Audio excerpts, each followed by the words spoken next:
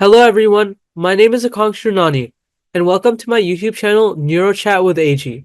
On this channel, I plan to cover topics that are closest to my heart and support the neurodiverse community.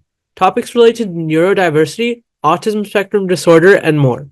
On the channel, I will interview thought leaders, esteemed researchers, scientists, professors, doctors, and psychologists, seeking their views and updates on their latest work, research, etc. I will also chat with parents of neurodiverse kids and adults and talk about experiences of neurodiverse individuals. My guest today, Judy Singer, coined the term neurodiversity in the late 1990s, which has since become a cornerstone concept in understanding and valuing the diversity of human minds. Her work emphasizes the importance of viewing neurological differences through a social model of disability. A key figure in the neurodiversity movement, Singer's contributions have had a profound impact on how society perceives and interacts with individuals who think, learn, and perceive the world differently. Her advocacy work has helped shift public discourse towards a more inclusive and respectful understanding of cognitive diversity, promoting the idea that diversity in neurological functioning is as essential and beneficial to society as biodiversity is to ecosystems. Judy Singer's pioneering contributions have laid the foundation for a more inclusive and compassionate society, where the unique strengths and perspectives of neurodivergent individuals are recognized and valued. Ms. Singer, welcome and thank you so much for the time today. Thank you. I'm looking forward to talking. Before we get into deeper questions about you and the amazing things you've written, can you please share some thoughts on who coined the term neurodiversity and how journalist Harvey Bloom is related to this term? Well, Harvey Bloom and I had a very extensive correspondence going back, I don't know, to 1997, I guess. And I basically, most of it was via email and occasionally telephone calls. Anyway, I had this idea for neurodiversity and I told him about it. I emailed it and I've got the transcripts of those emails. And he was a journalist and he didn't have to cite me. And who even knew it was going to be such a big thing? So he didn't. And so from now on, it's like he published first, and that makes people think that, maybe he had something to do with it. But the reality was that Harvey, he was a jobbing journalist, freelance journalist. He picked up that this was an interesting topic, but he had no background whatsoever in disability activism or disability studies. So for him, it was just a one-off thing with him. Okay, thank you. And I'm sure there is some confusion about that on the internet, so I'm sure some people might have had a misconception about that. I could add something to that, and the fact is that there's a bit of Northern Hemisphere centricism in that, and just imagining that all big ideas have to come from the Northern Hemispheres, preferably from males. And I don't have any profile in the North, or I didn't at the time. Yeah, there was an orthocentric masculine bias, which made it difficult for me to get, which made it necessary, I guess, which meant that people naturally attributed it all to him because he was American and he was male. Could you tell us about your journey and how your personal experiences with your mother and your child shape your work on neurodiversity? Okay, well, I've had quite a personal journey. I grew up in Eastern Europe, in Hungary, and I came to Australia with my family as a refugee in 1957 after the Hungarian Revolution. My mother was a survivor of the Auschwitz concentration camp, and she was the only one of her family who survived. And as a result, she was traumatized by that, and then doubly traumatized by having to leave behind her homeland, where she had quite a prominent position, and came to Australia where nobody really understood her or what we'd been through. So she was a very Well, I think it's important to say that I now realise that she herself was autistic, although we can never know whether it was due to trauma, her behaviour was due to trauma. We don't know those sorts of relationships yet. So she was considered very eccentric, and she was she didn't really tune into people's needs. Like, she would, if you tried to talk to her, she would very quickly segue back, and it would be all about her family and everybody she knew, like little biographies of everyone she knew in her village in Hungary before the Holocaust. So she didn't really understand my needs, and she was always having meltdowns. So it was a difficult childhood for me. And I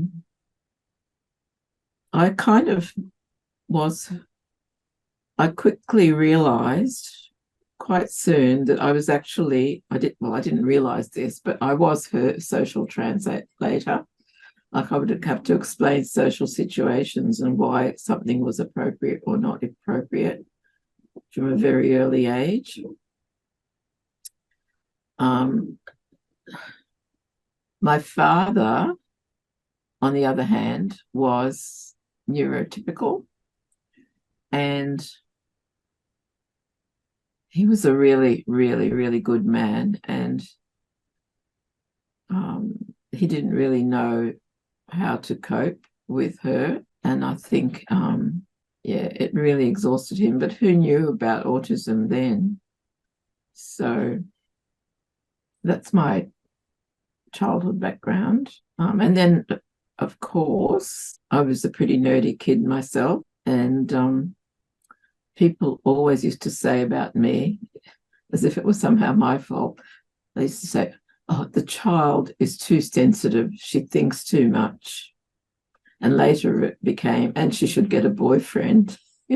So, but everyone was proud of the fact that I was good at schoolwork. So basically, brainy, nerdy, geeky girl. You mentioned that you had a passion for knowledge since you were young. So kind of how did your experiences and your passion kind of lead you towards neurodiversity? Well, it's a long story, but I remember a particular thing.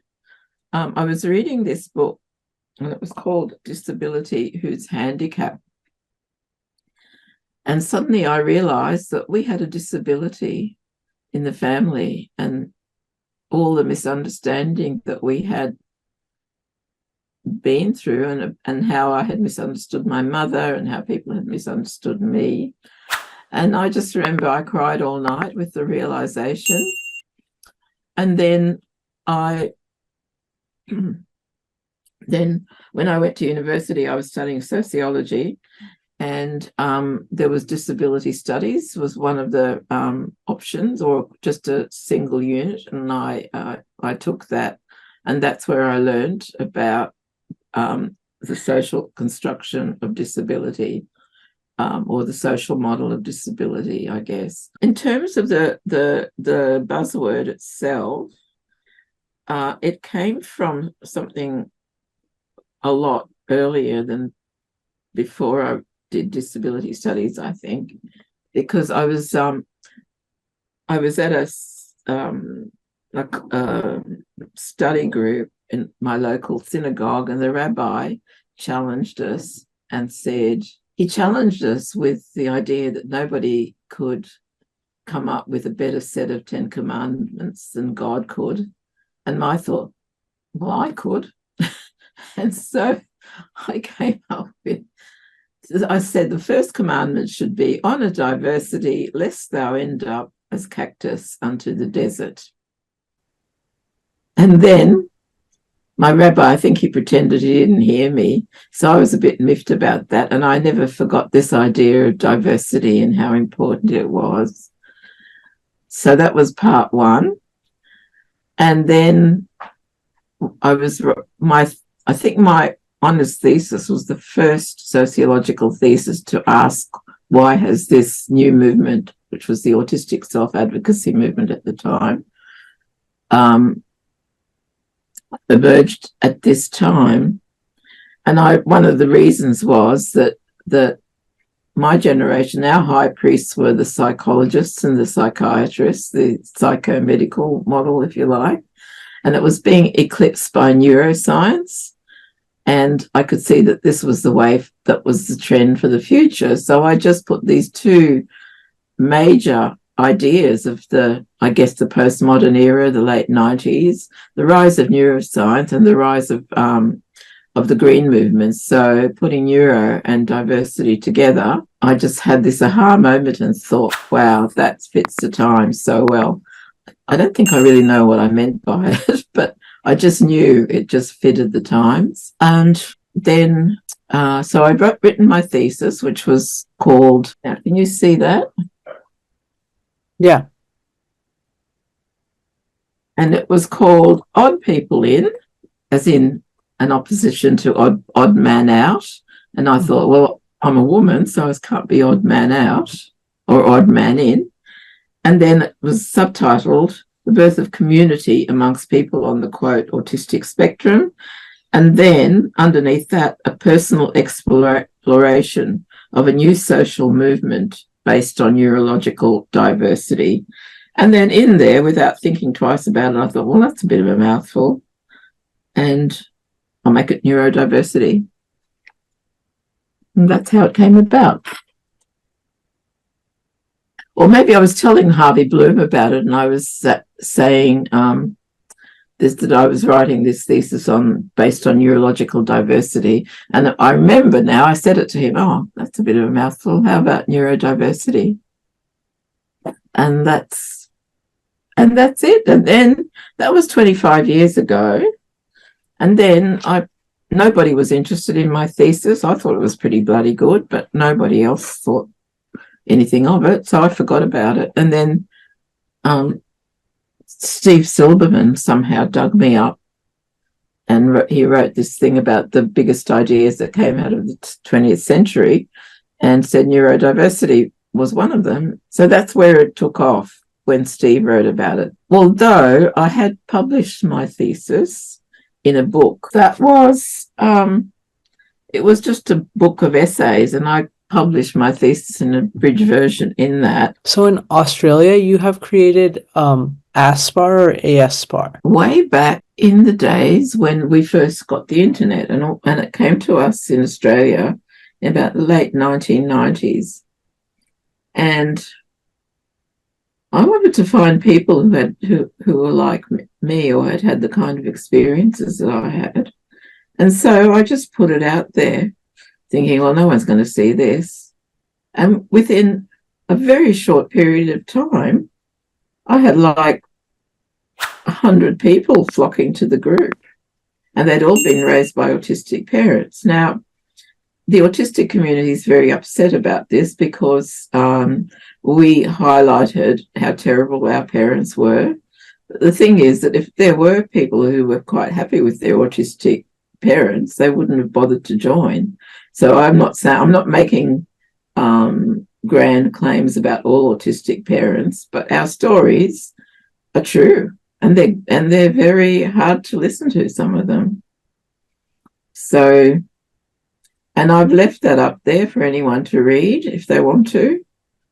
I don't make apologies for us because we're telling our stories. That's our narrative. So it's not a Panglossian concept.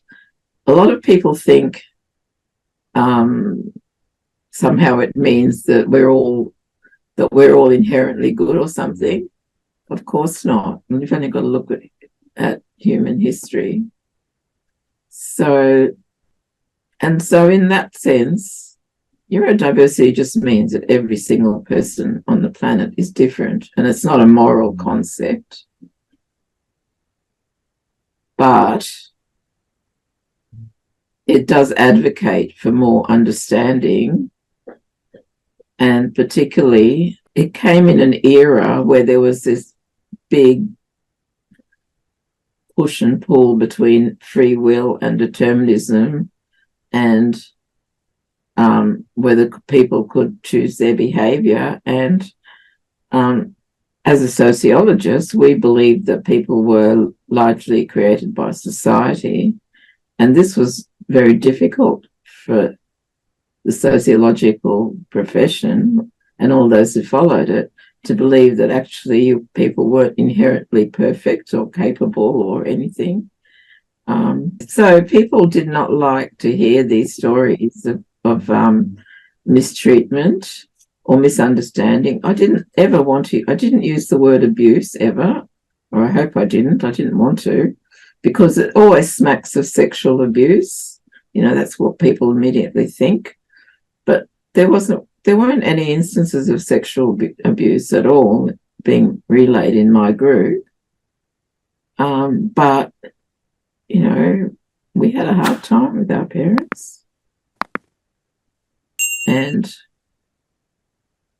there's difference between it seemed like it was easier for people with autistic fathers because men were expected to be remote and socially unavailable and very intellectual, all the rest of it. It was harder for us with mothers because they were expected to be nurturing and loving and in tune with them. So to hear this was unpleasant for people. So people don't want to hear that. I've just heard it, and they'll be in so much trouble. Your book, Neurodiversity, The Birth of an Idea, talks about countering the medical model of disability, which is sometimes known as the personal tragedy model. Can you give us a social constructionist view of disability? Is that there are impairments that people can have, but disabilities are socially constructed partly by the barriers that society puts forward or the aids that don't exist. And they always use the example of a ramp. If you've got a wheelchair, you can't get upstairs, but if there's a ramp, you don't have a problem. And you could say the same thing about glasses. If before glasses, you had a disability with glasses, it's just an impairment that's easily fixed. So the medical model locates the problem in the body or the mind of the individual without very scant recognition of the social context that it happens in, or the fact that what's seen as disability in one culture might be seen quite differently in another culture. It might, for instance, epilepsy in some cultures was seen as a sign that you were a seer and a shaman. Whereas in ours, it's a terrifying, it used to be a possession by the devil, So it's all partly social construct, partly physical reality. I've often had the thought that, I don't think I've ever said this before, but it seems to me that a disability is when your mind wants one thing and your body does another thing, and your body can't do it, when there's a disconnect between what your mind wants and what your body can do. And I've always thought that I would like to be in a wheelchair because all I want to do is think, I don't want to have to do any of this stuff. I don't like exercise. I don't like walking around. So there's a disconnect between what I need and what society dictates, what I want. That's an exaggeration. I can see lots of disadvantages to being in a wheelchair as well, but it is an example of someone who's really sedentary, who has been, bullied and deprecated because of my lack of physical energy from childhood on, just like Eugene in Greece. Can you talk a little bit more on kind of the difference between social constructionism and biological determinism, and their polarization, and how you've seen it kind of evolve in the last 26 years? Well, biological determinism is the view that you are born with your characteristics, and social constructionism is that you are a product of society as well, and its beliefs and barriers, and that sometimes those are in conflict. Well, I think that there's much more understanding, obviously, maybe in the educated section. I don't know which sections of society really. There's just much more awareness that it's not our fault if we're not the ideal that society. As you mentioned, the world has changed a lot since you coined the term neurodiversity. A lot has changed and it's become such a popularized term now. And there's a lot more awareness too. So can you talk about what you've seen in terms of like how things have changed and like, any, I guess, significant changes you've seen? Well, the first thing that I want to say, which is not quite answering your question, but it's important, is that a lot of people seem to think that neurodiversity means neurological disability, whereas as if it was some kind of diagnosis.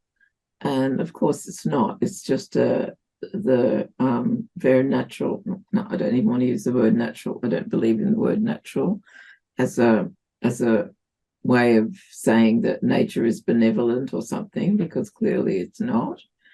But the fact neurodiversity just refers to the fact that we're all different in the way our minds and bodies work. So I'd like to see much more awareness of that. And there's still a lot of confusion about that. A lot of times I hear the word like neuro minority being used to refer to like individuals with developmental differences. Do you think that's better than like just using neurodiverse to refer to, Absolutely, it's better. Because for me, I mean, the word, as I said, the word neurodiversity, or I hope I said, was intended as a banner. How a lot has changed, past over 20 years in the world in terms of how it looks at the term you coined, neurodiversity. And could you talk about, like, I guess, some significant milestones in it becoming more popularized and accepted? Okay, well, I suppose the first milestone was when I was discovered by, or my idea was discovered by Steve Silverman. And it was, there was an article, there was an issue of Wired magazine about the biggest changes in the 20th century. And Steve Silverman nominated neurodiversity. And up till then, I didn't have any traction at all. I mean, people locally, we don't expect any big ideas to come out of Australia anyway. We just wait for it to happen in the Northern Hemisphere. So I didn't have any recognition at all until then, and then it all started. And the idea is so big now that every corporation and most businesses, I presume, have got a neurodiversity policy, which is a good thing. It's been taken up by governments in their policies, and there's just been a massive proliferation of neurodiversity experts, well, self-styled often, because there's actually no accrediting organisation for being a neurodiversity expert. So yes, it's gone very, very big. You talked earlier about how when you originally coined the term, it meant kind of how there is a lot of difference in terms of brains of one person to the brain of another person. And I think a lot of people use the term neurodiversity to kind of refer to people with autism and other developmental differences. So when do you think that kind of started happening, and how do you feel about it? I feel absolute horror because diversity is not a synonym for disability. Neurodiversity does not mean neurological disability. I intended it purely to name a social movement, a neurodiversity movement, which was about the civil rights and recognition and respect for people who had been neurological outsiders. And I took as my model biodiversity. Now, you wouldn't say Skippy the kangaroo is a kangaroo, but little Joey, who has a limp, is a biodiverse kangaroo. That doesn't make sense. Neurodiversity refers to a location, and that location is the planet that has people on it. And the idea behind it is that no two humans are exactly alike or can ever be exactly alike, not even identical twins, because as soon as they have a slightly different experience, their minds have already diverged. So I'm very disappointed when people think it means disability, because it's kind of like they've hijacked the term, and what's going to replace the idea that I had, the term that I had, there's now just a blank if people want to use that. But on the other hand, I do realise that ideas evolve, and there's the idea of the dialectics of change, which is that you have an idea and then inevitably there will be opposition or disagreement, and then that sort of creates a dialogue, a monologue, or conflict, whichever way you want to put it, and then something new evolves, a new synthesis evolves. So I have to accept that that is what happens, and that there is this new kind of synthesis, which I don't like, and I'm simply going to keep putting my oar in to get it right, because diversity does not mean disability.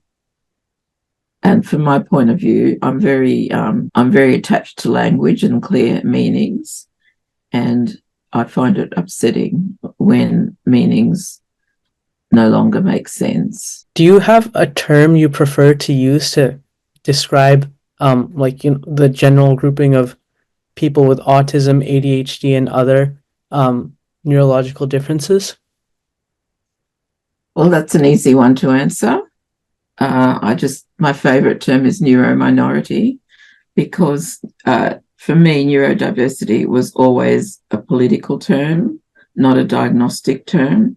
So the idea of minority politics is that neurodiversity can be added to the intersectional list when it comes to gender, class, disability, which up till then was just physical or intellectual or mental illness, and that does not cover autism and the neurological differences, as I guess we call them then, at all. So we needed another word to add to intersectionality, and that was the word, which was not a disability word, but a kind of universalizing term instead. Is there any other information you'd like to share with our viewers? End on a saying by a French philosopher called Simone Weil: all beings cry out to be read differently. Do not be indifferent to their cry. Ms. Singer, thank you so much for your time today. I highly appreciate and thank you for sharing your work. It's been a beautiful conversation, so thank you. And thank you too. I've really enjoyed our conversation, and you really went into a lot of depth and have a lot of insights. So good on you. Thank you.